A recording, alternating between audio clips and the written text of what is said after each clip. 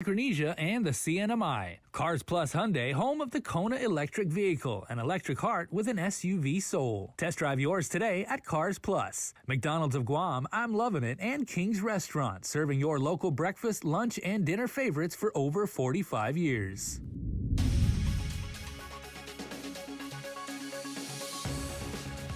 Ahead on prime time, a Dedito mailbox service and home plate in Chamorro village are struck by thieves over the weekend. Plus, the military expects to move THAAD around the island for wider range of protection. Daniel Perez has the story. And our Nestor Lecanto reports from Manila on the historic Philippine election. These stories and more right here, right now on your news leader.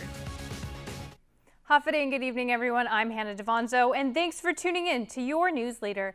Topping our newscast tonight, early Saturday morning and Sunday night, a contracted postal service office called Mailbox Service in Dedito was broken into.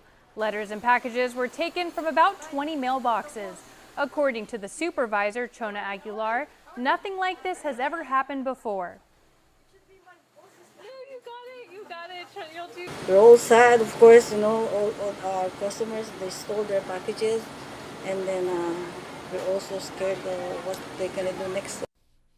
At this time, the incident is being investigated by the Guam Police Department's Criminal Investigation Division. If you have any information, you are urged to call 671-472-8911.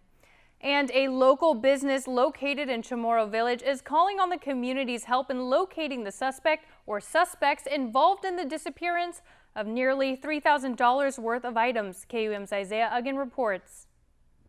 Home Plate, the shop best known for its Kelaguen in the island's capital, was the latest victim of a break-in, according to owner Andrew R.C. So recently, we've been closed for about a week and a half, ever since the 25th, and upon coming back to reopen, we actually realized that some of our items were missing in our storage. R.C. told KUAM News there was no signs of forced entry. He stated that some 75 shirts, which was going to be sold as merchandise, and a 10x20 branded custom canopy was stolen. We just would like our Easy Up back, because that was really like a key component in our in helping us grow. And it actually helps us really well. With that, we'll be able to do pop-up events, help partner up with some other places that we can set up at. So just missing that, it was like, oh man, it's definitely a big setback for us. According to the Home Plate owner, at least $3,000 worth of items were taken from the storage room. The t-shirts, they were worth about $1,800 in retail if we were to sell them all. And then the Easy Up was easy, 1,000 plus. Okay. That one, it was expensive. It's customized. It's made specifically for Home Plate. It's a bigger canopy. It's not just your normal 10x10. So it was a 10x20 canopy. RC said that he does not know why or anyone who would commit such crime. He had this message for the culprits. People that took it, we just want to pray for them. We hope that they're in a good place, and hope they probably needed it more than we did. So. We just pray for them and hope that everything works out in the end, and ultimately we just would like our Easy Up back. If you have any information about the missing items, contact Home Plate at 671-477-5359 or message them on Instagram at HomePlate671 and or Facebook at HomePlate. Reporting for KUAM News, Guahusi Isaiah Uggan. A man serving multiple life sentences for killing several people was denied his motion for compassionate release and a reduction in his sentence. Jonah Charfris has more. A man convicted of killing 9 people back in the 1980s, including a police officer, won't be getting out anytime soon. Last week, the Superior Court of Guam denied Eligio Adriatico's motion for compassionate release and reduced sentence. Adriatico was just 20 years old back in 1983 when he and a co-conspirator went on a crime spree that took 7 lives and injured 10. After a conviction the following year that included a life sentence for murder and multiple other sentences, the pair again took 2 lives inside the Department of Corrections. 2 others also were severely injured and permanently disabled. For that, Adriatico received another 4 life sentences without parole. Nearly 40 years later, and now serving time in a California jail, Adriatico petitioned to be let out early on the grounds his age and race places him at risk of severe illness from COVID-19. The government, however, argued Adriatico didn't specify any medical conditions other than age, and the court found a reduced sentence was inappropriate, considering Adriatico didn't assert his sentences were illegal. Adriatico also was looking for leniency, considering he was under the age of 25 during his crime sprees. While the court considered the steps he's taken towards rehabilitation, it found Adriatico didn't meet the requirements for compassionate release. The court also didn't believe he served enough time for the serious offenses he committed.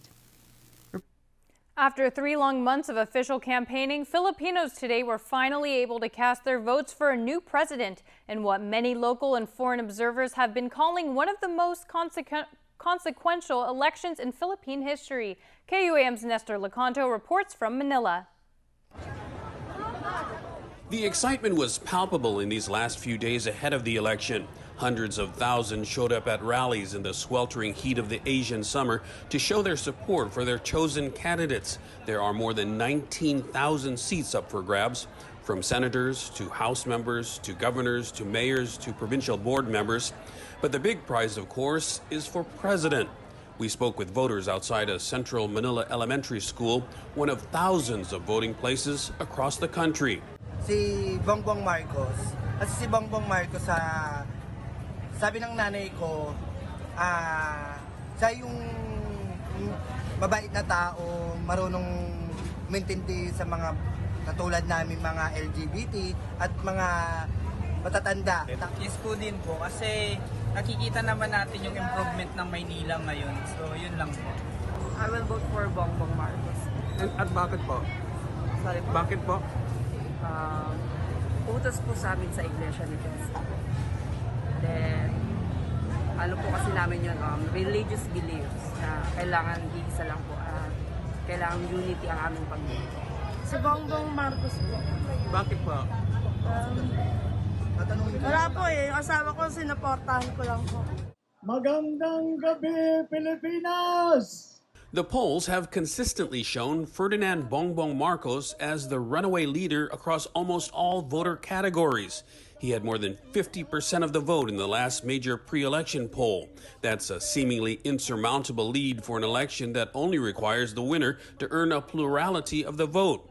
We spoke earlier with University of the Philippines Professor Ranjit Rai of a leading private research and polling firm, the Octa Group. He says Marcos Jr., the only son of the former dictator Ferdinand Marcos, built his political career on the family brand, and his campaign showed that it is alive and strong. How a Marcos presidency will look like, it will depend really on the outcome of the elections. If he's going to win big, he has more than 40% of the vote, and that will be a very good mandate to govern on.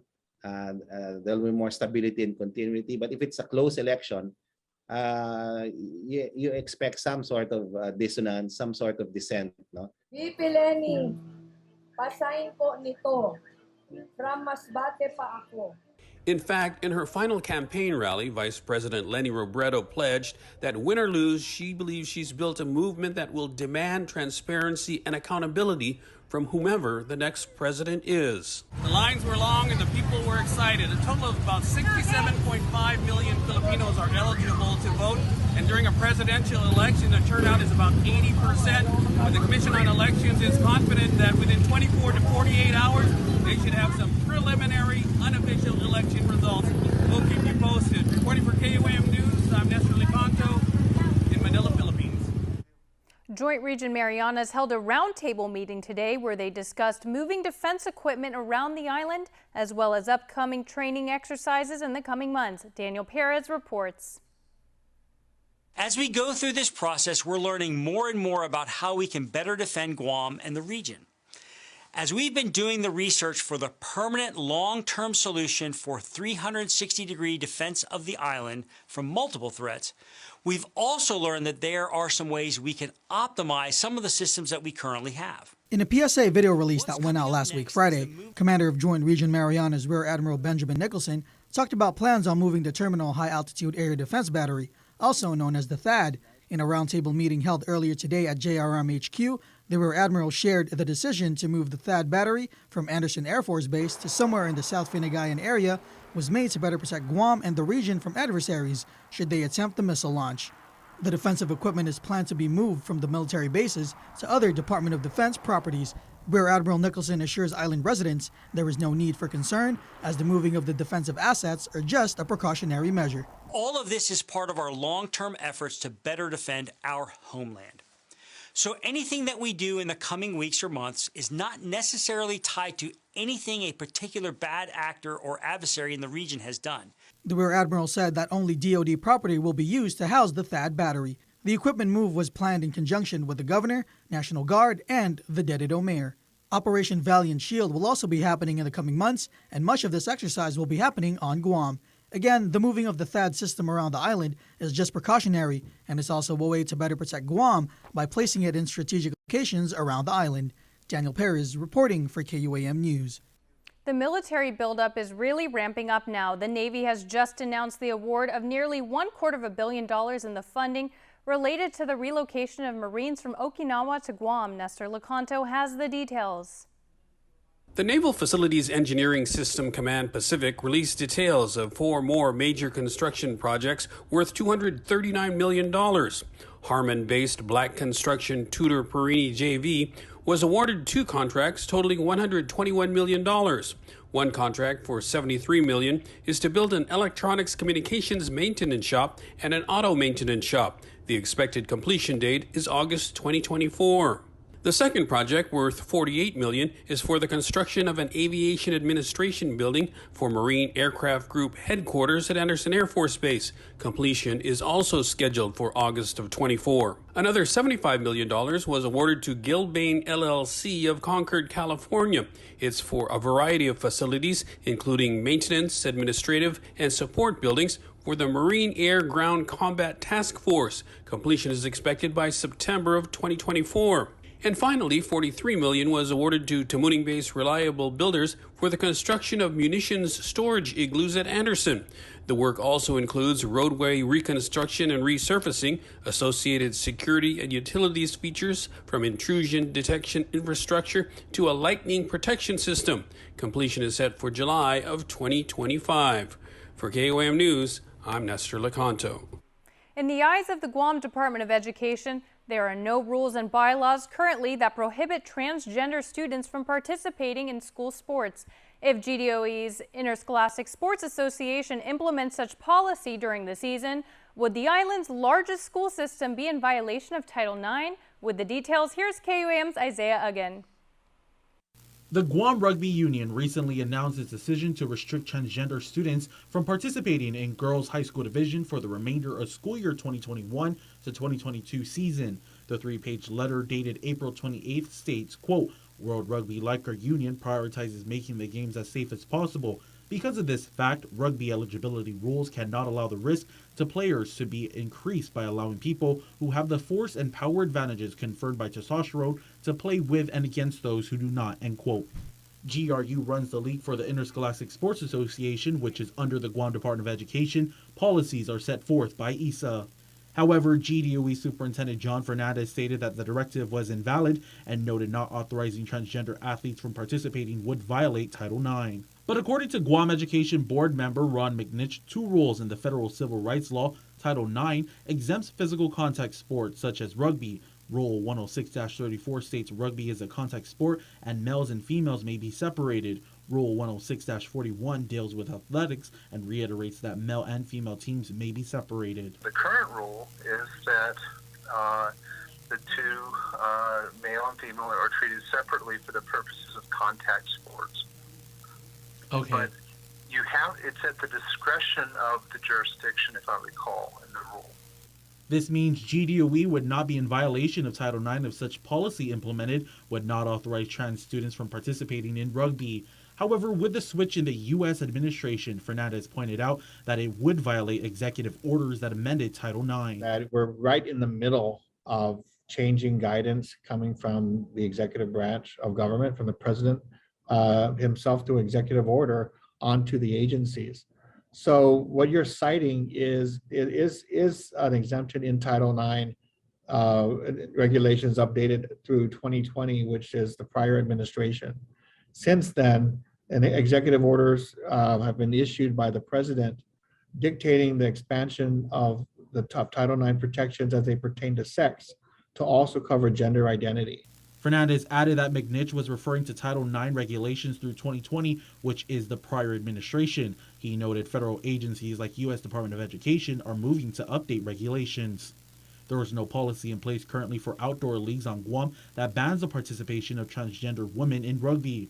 As of April 29th, at least 8 states had banned transgender students from participating in school sports, according to Reuters.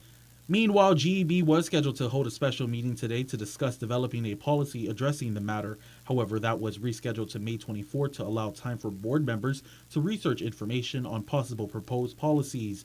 McNich encourages parents and students to come share their thoughts at the meeting. As KUAM News reported, First Tees and high school rugby head coach Conrad Kerber called for a ban on transgender girls playing in the league after 3 members of his team were injured by a, quote, transgender player of Guam High, end quote. Reporting for KUAM News, Guahu si Isaiah Uggan. Still to come on your news leader, Hospital Week kicks off with a proclamation signing and wave. And still to come, we find out how the turnout was at this weekend's DOC job fair. These stories and more coming up next. Get up-to-the-minute news, plus access to alerts, streaming radio, promotions, and more on your mobile device by downloading the KUAM News mobile app, available at the App Store now. If you really want to find out what you're made of, you can forget the personality tests and social media quizzes. Because the only way you're ever going to know is by heading into the big, wild, raging, so damn beautiful it hurts world and finding out for yourself. Were you born to follow a path, or were you born free? These are the things we thought about when we made the new Grand Cherokee. Made for what you're made of. It feels like we're in a time loop. Because we get white hot ranch nacho fries every day? Yeah. Same dip, different day. Spice up every bite with the new white hot ranch nacho fries at Taco Bell. Northern Marianas, rise up to the challenge! June 17th through June 25th, the Northern Marianas will be hosting the NM Pacific Mini Games 2022. Athletics, badminton, baseball, beach volleyball, golf, tennis, triathlon, ba'a, and weightlifting. Visit northernmarianas2022.com and follow us on Facebook, Instagram, and Twitter. Thank you to our sponsors, Joten Dadai Foundation, T Galleria, Tansu Lin Foundation, Elin Group, Northern Marianas College, IT&E, Marpat, Docomo Pacific, McDonald's of Saipan, Mobile Out Micronesia, Bank of Guam, Triple J, and more.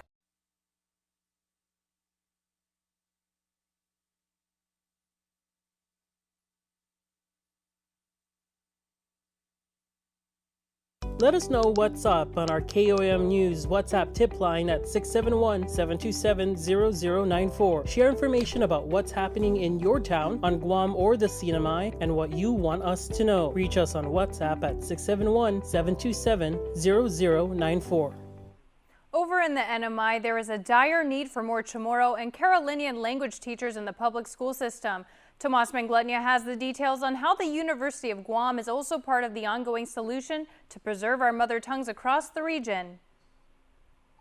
Our students also are searching within to know who they really are. The need for their own identity and their sense of belonging. That sense of belonging hanging on by a thread, at least for now. Public school system officials shared the struggle of educators in the classroom at the NMI legislature Monday afternoon. Amid historic learning loss due to COVID, the fight to keep the Chamorro and Carolinian languages alive continues. For this year, all elementary schools implemented the immersion program at the kinder level. On Saipan, Cagman Elementary School has had an immersion program for over 3 years now, but sustaining those programs and recruiting teachers is a core issue. The need to hire more teachers to ensure that there is sustainability, at least for kinder to 3. And then moving forward, we hope to really bring a lot more support, but that's one of our targets. There are at least 18 teachers pursuing their related undergraduate degrees at the University of Guam to eventually become full-time staff on a higher salary by August. The need for more full-time staff comes ahead of the legislature's budget hearings. Hopefully, if supported through the budget, that we will be able to restructure those instructor positions and reclassify them to a highly qualified classroom teacher. Those resources would go towards the 9 elementary schools across Saipan, Tinian, and Rota. The immersion teachers will continue to need a lot of professional development supports, as well as development of our own language and cultural materials. Tomas Manglona for KUAM News on Saipan. The Department of Corrections is severely understaffed. In a previous interview with KUAM News, the deputy of the Department of Corrections, Frank Leon Guerrero, said there's close to 700 inmates with roughly only 200 guards. In an attempt to recruit more personnel, DepCorp held a job fair over the weekend at the Guam Premier Outlets. We collected a total of 87 applicants. These are ones that actually turned in their application, but we probably handed out more than 150 applications. While the turnout was a success, they are always looking to recruit more officers. If interested candidates miss the job fair, they can still go to the Department of Administration on the second floor of the ITC building and apply. And Hospital Week kicked off this morning with a ceremony held in the lobby of the Guam Memorial Hospital. Governor Lou Leon Guerrero signed the Hospital Week proclamation, and Speaker Therese Terlahi, along with the members of the 36th legislature, presented a resolution. Melissa Wabel, the Vice President of the GMH Board of Trustees and Chairwoman of the Human Resources Subcommittee, gave the keynote remarks. I mean, if you've heard all the speeches before, there are things that certainly I thought of that would be needed. You need to know all the things you've accomplished, not just this year and last year, but all the years before that, and certainly for our future. My overwhelming impression was that I need to express my sincere and heartfelt thanks and gratitude. I know that when you get up every morning and you come to work, you come with the thought that you're going to do great things for every patient and every person you come in contact with. The day culminated with Governor Lou Leon Guerrero and Lieutenant Governor Josh Tenorio hosting a wave at the ITC intersection, expressing their gratitude for the island's frontliners. And approximately 3,179 tax refunds were processed by the Department of Revenue Taxation. The Department of Administration mailed checks or paid by direct deposit a little over $9.5 million for error-free returns filed on or before March 17th of this year. According to a release, tax refund payments this fiscal year total $119.4 million, of which approximately $94 million were paid to early filers who filed on or before March 17th of 2022. Efforts continue to pay refunds weekly and within a 6 to 8 week turnaround time. And some sad news to report as former Commissioner and Assistant Commissioner of Sinahanya, Ignacio Ike Sablan, passed away on May 8th of this year. Sablan was elected by the people of Sinahanya as Assistant Commissioner in November of 1968 and served from January of 1969 to January of 1973. He was elected as Commissioner in November of 1972 and served 2 terms from January of 1973 to June of 1980 when he resigned to further his education and spend more time with his family. The Mayor's Council of Guam expressed their deepest condolences at the passing of a colleague. Sablan was 81 years old. And stay tuned. Up next, Dave Delgado with your local roundup of sports, and still to come, your birthday shoutouts from the Cold Stone Creamery Birthday Club. Keep it here. You're watching KUAM.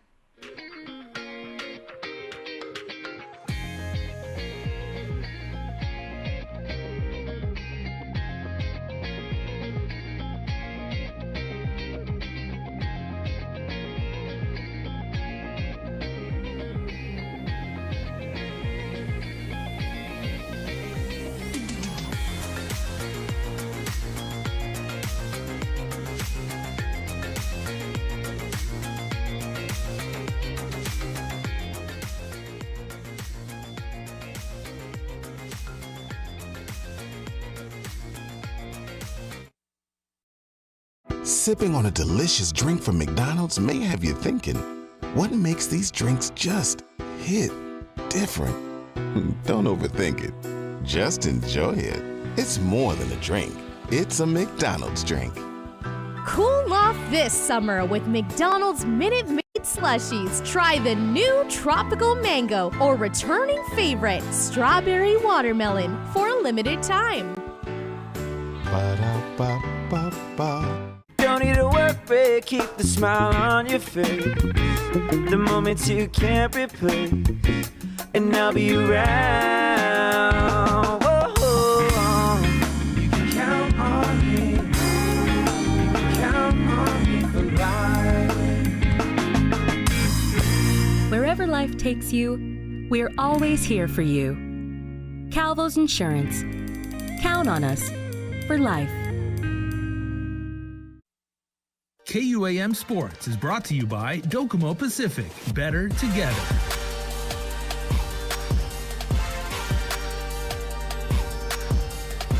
The GFA National Training Center was home to over 1,000 participants, volunteers, and supporters who took part in the inaugural FIFA Football for Schools Festival Jamboree. 16 elementary schools were represented, with a total of 32 teams playing friendly matches. Youth referees from the Triple J Auto Group Robbie Weber Youth League officiated the matches. The festival is only one component of the FIFA Football for Schools program. GFA has also teamed up with the Guam Airport Police to provide anti-bullying and character-building presentations at the schools. Each school team received a FIFA Football for Schools t-shirt to support the soccer training component of the program. GFA donated equipment such as goals, soccer balls, sets of bibs, cones, and markers to all participating schools. The AFC Grassroots Football Day Festival will take place on May 21st. The start of the first ever youth futsal tournament and league is scheduled for next month. Guam men's national basketball player Ernest Ross wrapped up his season with the Yokohama X in Japan. Ross averaged 14 points, 8 rebounds, and 2 assists per game.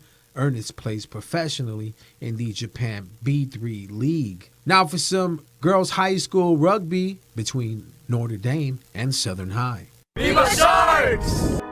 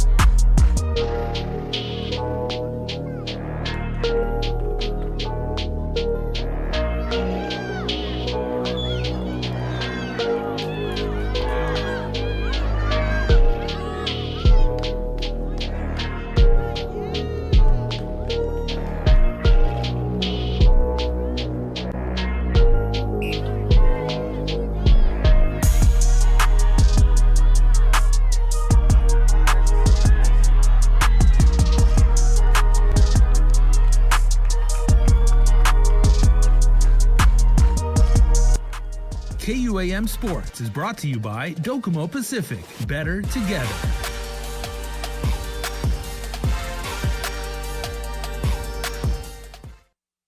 Unified Communications, UC, is the next step in a business phone system. Introducing Docomo Pacific UC, your business phone. Instant messaging, video, voicemail, fax, and more. All unified on one platform and delivered through the cloud.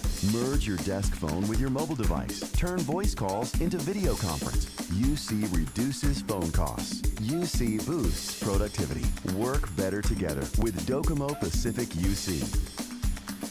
Guam's auto appearance specialist, Elegant Reflections, has been providing the automotive industry with professional detailing and car care products at its highest quality, from complete detailing, full interior detailing, exterior detailing, headlamp restoration, hand washing, seat and carpet shampoo, engine degreasing, undercarriage cleaning, paint sealant, fabric protection, paint oxidation removal, and so much more. Visit us at our new location. Call 646-5555 for an appointment. Elegant Reflections, Guam's auto appearance specialist, over 20 years of experience. And we wrap up the show with your birthday shoutouts. Here's Jason Solis. May 9th, happy birthday wishes going out to Rihanna Linbaza. Happy 28th birthday to our eldest. Mom, Dad, and the whole family are sending you, Rihanna, all of their love. Elijah Jude Leonguro Untalan. Time, please slow down, your shoutout says. Graduating high school just 5 days ago, and today you turned 18 years old, Elijah. We're so proud of you. Happy 18th birthday. May God bless you and guide you for all your days. We love you. Say Mom, Dad, and your entire family. Birthday number 23. Greetings to Corbin John de Gracia Crisostomo. To my Marine son. Hey, Semper Fi. Corbin John de Gracia Crisostomo. Happy birthday to you. Happy 23rd. And hey, thank you for your service. Sincerely, from all of us at KUAM. We really appreciate you. And our very own Tomas Manglona. He's way up there in Saipan right now on assignment. Hey, Tomas! Happy birthday! So hopefully my voice carried about 100 miles up to Saipan. But Tomas, man, you're a valued part of this team. You're a part of our family, and we wish you the happiest of birthdays. You can be a part of our Cold Stone Creamery Birthday Club by checking out KUAM.com. And that's our show. I'm Hannah Devonzo. Thank you for watching, and please stay